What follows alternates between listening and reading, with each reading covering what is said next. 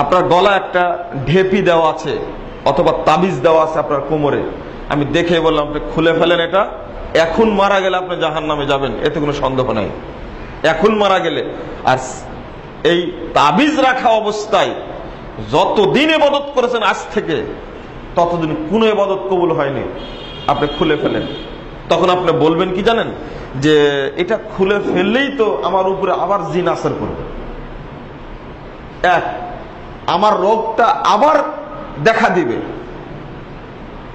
আপনি খুলতে চাইবেন না। আচ্ছা ঠিক আছে, আমি একটু পরামর্শ করে দেখি।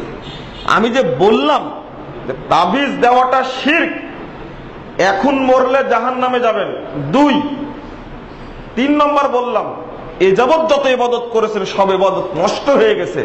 শোনার পরেও আপনি বলছেন একটু পরামর্শ করে দেখি আগে, যদি আবার জিনে আমাকে আঁকড়ে ধরে, যদি আমি মরে যাই, আপনার ধারণা এটা, আপনি খুলবেন না।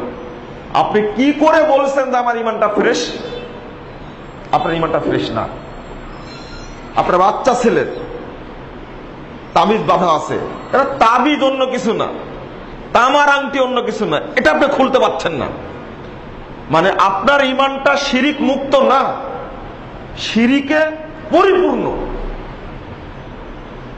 তাহলে আপনার আমলটা কবুল হবে কি করে? যে না, মদের বোতলে মধু ঢেলে কোনো লাভ নেই।